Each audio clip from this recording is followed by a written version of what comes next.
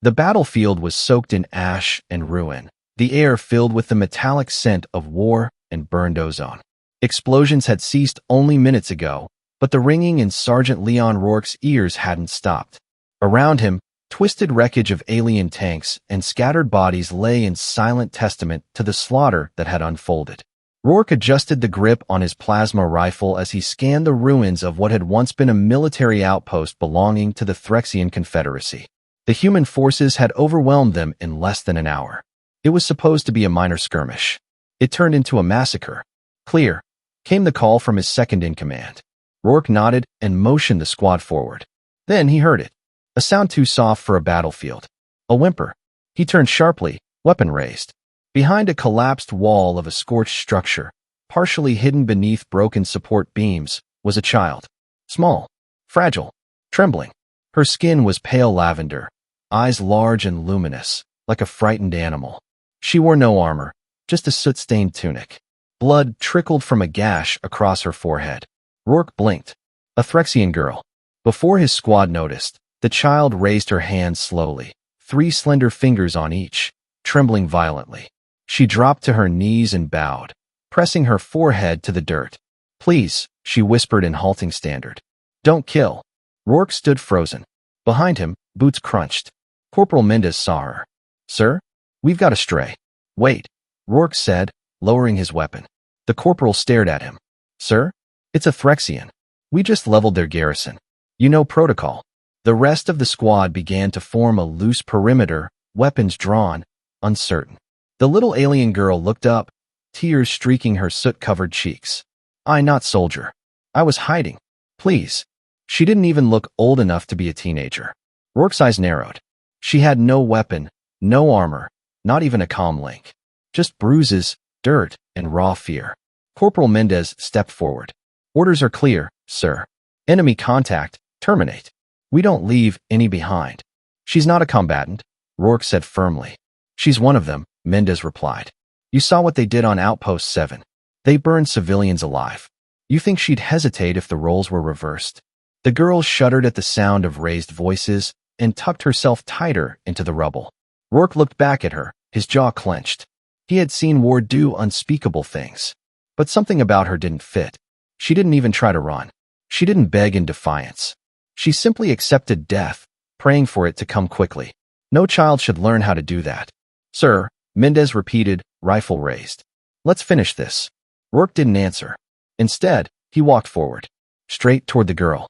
She gasped, trembling as he approached, but didn't move. Her hands still raised, small body ready for death. The squad tensed. Rourke knelt slowly in front of her and set his rifle aside. And then, in full view of everyone, he reached out and wrapped his arms gently around her. The alien girl stiffened, eyes wide with disbelief. Behind them, the squad exploded into confusion. "What the hell is he doing? He's hugging it?" "What?" Mendez shouted. "Sir, are you compromised? We don't do this." Rourke ignored them. He held the girl close, shielding her with his own armored frame. She slowly, cautiously, reached up and clung to him, silent tears soaking into his chest plate. "She's a child," Rourke finally said without turning around. "We didn't come here to murder children. She's the enemy. She's terrified." Mendez advanced, furious. "And what if she's bait?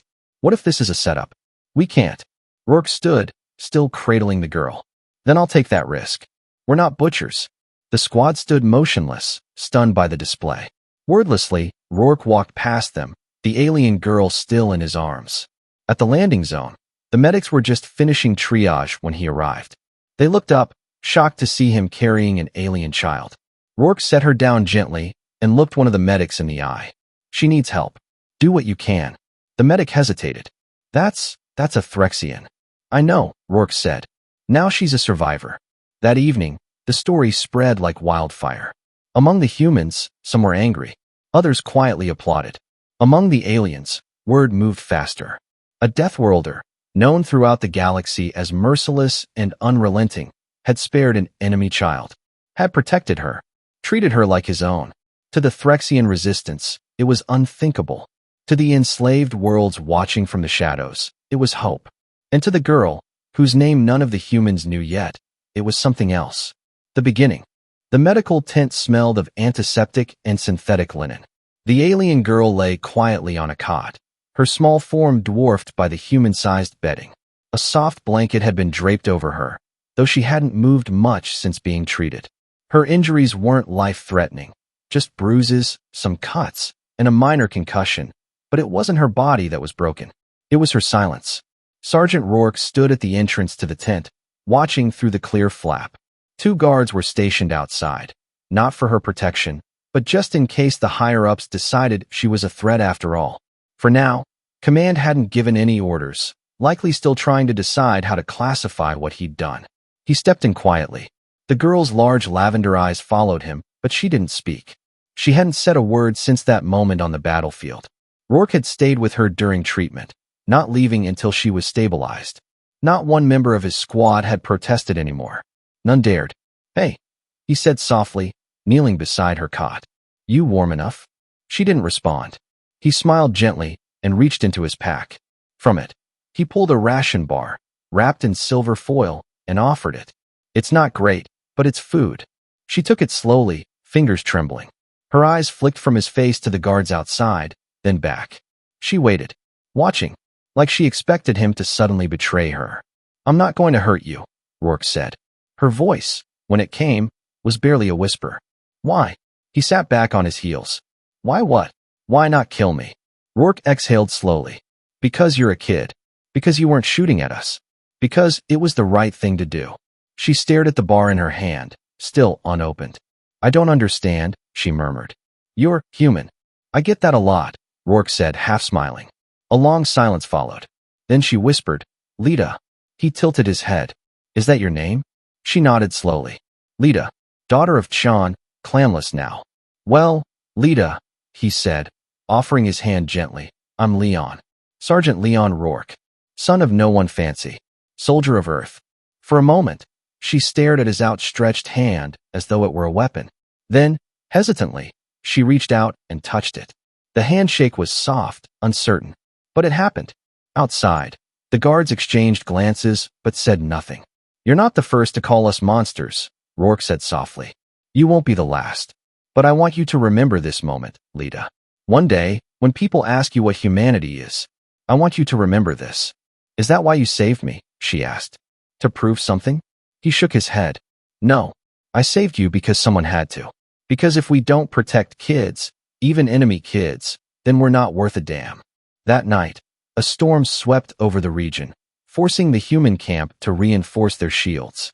Rourke stayed in the tent with her as rain beat down on the outer layers. Leta didn't sleep much, but she didn't cry either. The next morning, command sent a message. The girl was to be transferred to a forward base for interrogation and processing.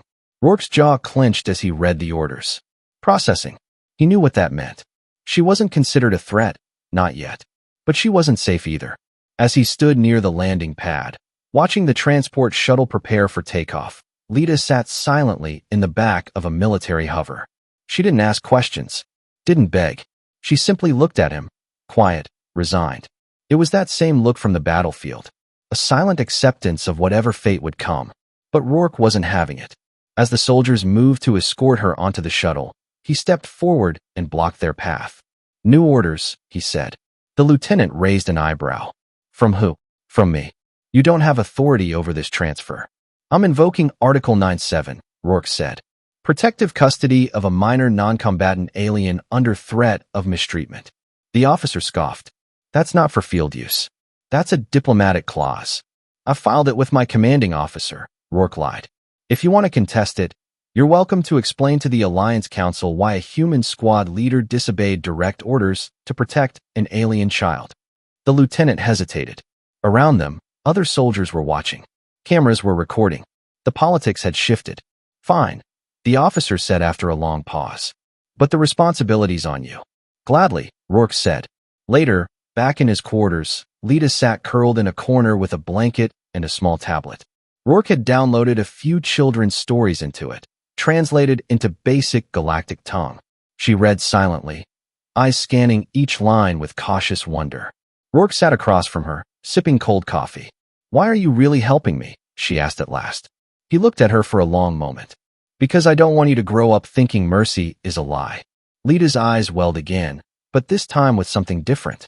Not fear. Hope. And in the stars above, the Threxian High Command intercepted a strange communication, one containing only a name and designation. Leta, civilian minor, protected by Earth forces, Sergeant Leon Rourke, Guardian. Their response would change everything. News of the incident spread quietly at first, rippling through whispers between soldiers stationed on outposts and fleet officers reviewing footage. A human soldier had spared a young Threxian girl. Not just spared, shielded, protected, and now claimed custody over her. For many, it was strange. For some, infuriating. And for a few, deeply unsettling. The Threxian High Command didn't respond publicly, but the silence was telling. They had no protocol for this. Leta, the daughter of a disgraced enemy officer, should have been a propaganda point or a forgotten casualty. Instead, she had become something far more dangerous, a symbol. Sergeant Rourke had no illusions. He knew eyes were on him. Every decision he made now would echo across the war front. But he didn't care about politics. He cared about keeping one small promise to one terrified girl. Leta had started to talk more. Just a little. At first, it was mostly about the stories she read. She'd ask questions. Why do humans have fairy tales? Why did the fox steal bread? What's a sandwich? He answered each patiently, carefully. One morning, she pointed at his tablet and asked, "Can I write something?" He handed it to her without hesitation. She began slowly, tapping each letter with care. After an hour, she handed it back. He read the file. It wasn't a message. It was a letter. To someone named Cal Nash. Her older brother. A soldier. Missing in action. She didn't ask for it to be delivered. She just needed it written. As the days passed, more letters followed. To her clan. To her mother. Even to her enemies. She wrote them not with anger, but questions. Confusion. A desperate plea to understand why everything had to fall apart. Rourke saved every letter in a separate encrypted folder. He didn't ask her to stop, but it was only a matter of time before someone tried to separate them. It came in the form of a civilian liaison, Dr. Suri McCohen, appointed by the Human Aliens Rights Council. Officially, her role was to assess the psychological needs of minor alien wards under human protection. Unofficially, she was there to find fault. She met Leta on a quiet afternoon. The girl had just finished constructing a makeshift model of her home city, using scrap metal and bits of broken drone parts. It sat on the table, gleaming under soft light. "Hello, Leta," Dr. McCohen said with a smile. "I've read a lot about you." Leta looked up, but didn't respond. "I'm here to help," the doctor continued. "To make sure you're safe and cared for." "I'm already safe," Leta said. "With Sergeant Rourke?" "Yes," the woman nodded.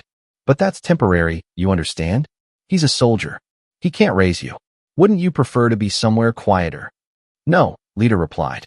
"Somewhere with others your age?" "No." McCohen's tone shifted slightly. "You know, he may be called back to the front. To fight. You could be alone again." He promised. Dr. McCohen paused. People break promises sometimes. Leta looked at her with calm, steady eyes. "He won't." Outside the room, Rourke watched through the glass. He wasn't allowed in for the assessment, but he could see enough. He'd expected resistance from the higher-ups, but this was faster than anticipated. Later that night, after McCohen left, Rourke sat beside Leta in their shared quarters. She didn't speak for a while. Then, softly, she said, "She wants to take me." "I know. She doesn't understand anything." "I know that too. Will you let her?" Rourke looked her in the eyes. "Only if you tell me to." Her head tilted. "What?" "I'll follow your lead, Leta. You're not property. You get to choose who you trust." The next morning, Rourke submitted a formal petition. It was unprecedented, an active duty soldier requesting legal guardianship over an alien minor from an enemy species. The council balked. The brass panicked. But no one could ignore the media storm rising around it. Some called it a scandal. Others called it humanity at its best. The footage of her cowering behind Rourke's leg while weapons were raised, it played across every news feed. And what truly shocked the galaxy wasn't the footage. It was what she said next. A reporter managed to get a question through before being shut down. "Leta, why him? Why a human?" She glanced at Rourke, then looked back at the camera and said, "Because he saw me. Not my race. Not my father's war. Just me." That line traveled like wildfire. Replayed. Translated. reposted a billion times. It made her dangerous to both sides. That night, a coded message arrived. Threxian High Command had issued a warrant for Leta's return. She was to be considered a runaway of cultural value. If found, Threxian operatives were authorized to extract her, forcefully if necessary. They had declared her important, which meant they were afraid. And Earth's command? They issued a different kind of response. They granted Sergeant Rourke provisional guardianship. The paperwork was clear. The message wasn't. He was now responsible for the life of one girl whose mere existence could shatter political lines across the stars. And he had no regrets. He tucked her in that night, the way he always did, quietly, with a blanket and a story read softly until she drifted off. As he stood to leave, she reached out and grabbed his sleeve. Leon. Yeah. Promise me something. Anything. When I grow up, will I still be yours? He swallowed hard. Yeah, Leta. Always. The war had reached its peak intensity. The galaxy seemed on the edge of an irreversible shift, with alliances fracturing and enemies everywhere. The Threxian High Command, frustrated by the continued failure to reclaim their runaway, escalated their actions. They would stop at nothing to bring Leta back. Earth's military, however, was becoming more protective of their charge. Sergeant Rourke had become a symbol of a changing world. His simple decision to protect an alien child, a war captive turned ward, now stood as a beacon of something far bigger than a mere soldier's choice. It had become the symbol of humanity's deepening morality, showing compassion even in the face of potential ruin. It had been weeks since the media storm started. The controversy hadn't just been about a soldier's guardianship. It had ignited deeper questions about the role of compassion, the meaning of war, and what it meant to be human or alien in this galaxy. The Threxians had made their next move, a final ultimatum. Rourke sat at his desk, the cold, gray walls of the command post around him. His fingers tapped slowly against the surface, eyes scanning the message that had just come in. Leta must be returned. Failure to comply will result in retaliation against the human colonies. We will not wait. A deep, heavy sigh escaped him as he folded the message and sent it to the encrypted channels of his superiors. He was waiting for instructions that would never come. Leta was more than just an alien prisoner now. She was a child, one who had endured horrors that few could imagine. And despite the potential ramifications of protecting her, Rourke couldn't bring himself to betray her trust. He had made a promise, and promises, especially those to a child, mattered more than the consequences of war. The Threxians were preparing their assault, and it was no longer just about finding a girl. It was about sending a message, a warning to the entire galaxy that Earth could not be swayed. The decision now lay with Rourke. Could he keep his promise, or would he have to make the impossible choice to protect his people at the cost of a young life? No matter what decision he made, the consequences would be dire. Sergeant, you need to make a choice. The voice of Captain Hayes broke his thoughts as she entered the room. She looked concerned but resigned. Rourke didn't need to ask why she was there. The time had come. I've already made it, he said quietly, looking over at his desk where the photos of Leta sat. The girl, who had slowly become more than just an innocent bystander in the war. She had started to grow, to heal, to laugh. And most importantly, she had trusted him. Hayes sat down opposite him. The Threxians will not back down. If you don't return her, they will escalate. If you do, you'll have a fleet of ships hunting you. Rourke took a long breath. I don't care. There was a long silence, one that felt like an eternity between them. Hayes understood. She had never known the full depth of humanity's potential to be merciful, but Rourke had shown it. Perhaps it was his connection with this little girl, his personal oath, that had made the difference. But now, they were at war, and there was no room for sentimentality. You'll be branded a traitor if you keep her. Hayes' voice cracked. It wasn't anger, but the weight of their situation pressing down on her. And what about Earth? Earth will survive, he said, a strength in his voice that had never been more evident. But this girl? She won't just survive. She'll thrive. We're showing the galaxy something new. That we don't fight because we hate, but because we want to protect. As the days passed, the tension grew, but so did Rourke's resolve. He had made his decision, and there was no turning back. As much as the High Command demanded action, as much as the Threxians would destroy entire colonies to bring her back, he could not give in. The galaxy had seen too much destruction, and this time, Humanity was offering something different. The day the Threxian fleet arrived was one of undeniable chaos. Every ship, every fighter, every war machine pointed toward the human outposts. The space around Earth erupted with a stunning show of firepower, but something was different this time. The fleet was not just met by Earth's defenses. It was met by something new, a Deathworlder fleet. Leta had made her choice too. She stood beside Rourke, no longer a frightened girl, but a young leader, her resolve as strong as his. She had sent a message of her own, one that spoke louder than any weapon. She had contacted her people, her clan, and while the Threxians were prepared to claim her, they did not expect her people to come to her defense. The Deathworlders, seeing the potential for unity among different species, rallied behind her. They sent their ships, their warriors, their best fighters. The Threxians hesitated for the first time. Rourke stood at the helm of the command ship, watching as a fleet of Deathworlder vessels, led by their fearless captain, approached the Threxian force. His jaw clenched, and his eyes never left the view ahead.